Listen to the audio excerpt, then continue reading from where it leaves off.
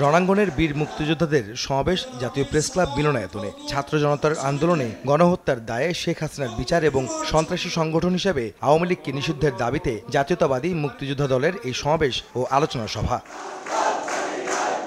গণ অধিকার পরিষদের সভাপতি নুরুল হক নূর তার বক্তব্যে ছাত্রলীগ যুবলীগকে সন্ত্রাসী সংগঠন হিসেবে আখ্যা দিয়ে তাদের সহ আওয়ামী লীগকে নিষিদ্ধের আহ্বান জানান। অন্তর্বর্তীকালীন সরকারকে আমরা অনুরোধ জানাবো, অনতিবিলম্বে ছাত্রলীগ যুবলীগকে সন্ত্রাসী সংগঠন হিসেবে স্বরাষ্ট্র মন্ত্রণালয় থেকে প্রজ্ঞাপন দিয়ে আওয়ামী লীগের রাজনীতি আপনারা নিষিদ্ধ করবেন। বিএনপি চেয়ারপারসনের উপদেষ্টা জয়নুল আবদিন ফারুক বন্দি চুক্তির বিনিময়ে শেখ হাসিনাকে ভারত থেকে দেশে ফিরিয়ে এনে বিচারের দাবি জানান। আর আব্দুস সালাম ক্ষমতাচ্যুত শেখ হাসিনার বিচার না হওয়া পর্যন্ত আন্দোলন চালিয়ে যাওয়ার ঘোষণা দেন। এখনো আন্দোলন শেষ হয় নাই।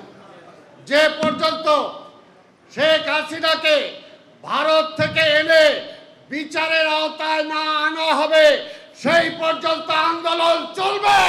যদি বন্দি চুক্তির নামে ইন্ডিয়া থেকে শেখ মুজিব হত্যার আসামিকে বন্দি বিনিময় চুক্তি এনে ফাঁসি দিতে পারে, তত্ত্বাবধায়ক সরকার শেখ হাসিনাকে অবিলম্বে এনে বিচারের আওতায় এনে ফাঁসি দেবে।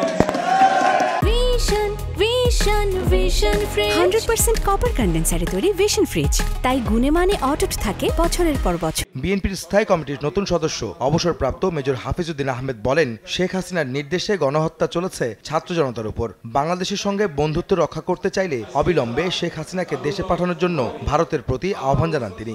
ভারত সম্পর্কে বলতে চাই, প্রভু হওয়ার কোনো চেষ্টা করবেন না। বিএনপি ক্ষমতায় গেলে আপনাদের সাথে বন্ধুত্বের সম্পর্ক থাকবে, সুতরাং বন্ধুত্বের দাবি নিয়ে বলছি, বাংলাদেশকে অধীনস্থ করার চেষ্টা করবেন না। শেখ হাসিনা ইতিহাসে সবচেয়ে বড় ঘাতক।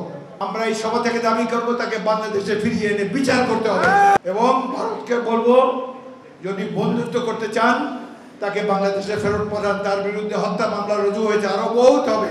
এদিকে প্রেস ক্লাবের সামনে বন্ধ করে দেয়া দৈনিক আমার দেশ পত্রিকার সম্পাদক মাহমুদুর রহমানের মামলা প্রত্যাহার ও তাকে দেশে ফেরানোর দাবিতে মানববন্ধন করেন পত্রিকাটির সাংবাদিক এবং কর্মকর্তা কর্মচারীরা। সাংবাদিকদের বিরুদ্ধে মামলা এগুলো দ্রুত প্রত্যাহার করে। আহমেদ সালেহীন, সময় সংবাদ, ঢাকা।